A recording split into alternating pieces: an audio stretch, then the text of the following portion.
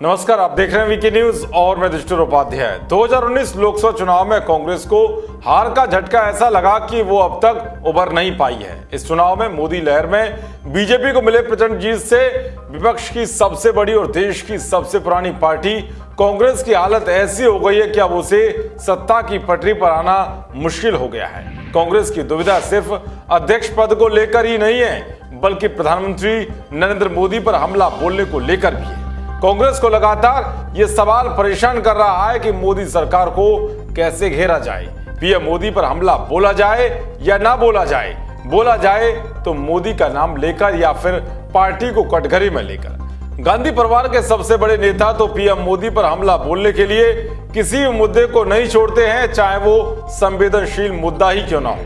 मगर कांग्रेस के और नेता मोदी सरकार को बेवजह घेरना नहीं चाहते हैं। यही वजह है कि कांग्रेस कार्य समिति की बैठक में मंगलवार को पार्टी के पूर्व अध्यक्ष राहुल गांधी अपनी पार्टी के नेता पर भड़क गए। उन्होंने आरोप लगाया कि बहुत से नेता प्रधानमंत्री नरेंद्र मोदी पर सीधा हमला नहीं कर रहे हैं। अब इसी बात को लेकर केंद्रीय गृह मंत्री अमित शाह ने आपातकाल के बहाने गांधी परिवार को निशाने पर लिया है और कहा है कि कांग्रेस में नेता घुटन महसूस कर रहे हैं। अमित शाह ने राहुल गांधी पर निशाना साधते हुए एक ट्वीट में लिखा कि सीडब्ल्यूसी की हालिया बैठक के दौरान वरिष्ठ और युवा सदस्यों ने कुछ मुद्दों को उठाया, लेकिन उन्हें चुप करा दिया गया। पार्टी के एक प्रवक्ता को बिना सोचे समझे बर्खास्त कर दिया गया।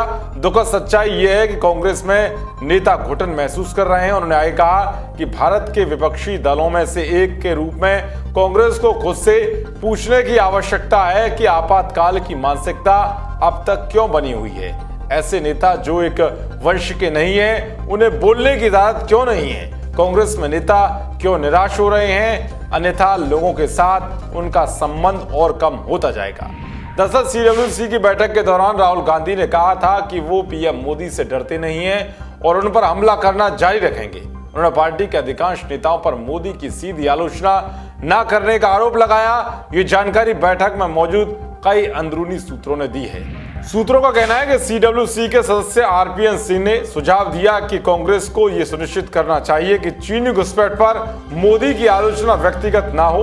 राहुल गांधी और कुछ अन्य लोगों ने इसे मोदी पर टाल मटोल करने वाले सुझाव के तौर पर देखा और भड़क गए। वहीं सिंह ने सफाई देते हुए कहा था कि प्रधानमंत्री की आलोचना मुद्दा और नीति आधारित होनी चाहिए। अब आप समझ सकते हैं कि कांग्रेस किस दौर से गुजर रही है। यही नहीं, बल्कि बैठक में प्रियंका गांधी ने तो यहां तक बोल दिया था कि मोदी से राहुल गांधी अकेले ही लड़ रहे हैं, बाकी कोई भी नेता उनका साथ नहीं देता है। कई युवा नेताओं ने उनके सुर में सुर मिलाते हुए ये कहा कि पार्टी के ज्यादातर वरिष्ठ नेता मोदी के खिलाफ ना तो कोई बयान देते हैं और ना ही कोई ट्वीट करते हैं। साफ है कि कांग्रेस दुविधाओं के ऐसे दौर से गुजर रही है जहां उसकी मुश्किलें खत्म होने का नाम ही नहीं ले रही है। कांग्रेसी हैरान परेशान है और यही हैरानी परेशानी कांग्रेस कार्य समिति की बैठक में भी साफ साफ नजर आई।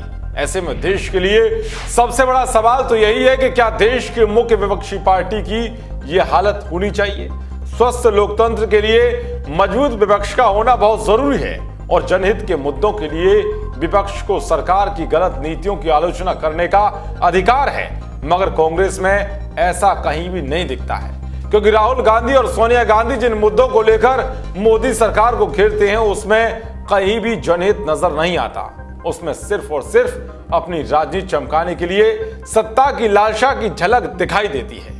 देश और दुनिया की तमाम खबरों को पाने के लिए देखते रहिए वीके न्यूज। जय हिंद, जय भारत।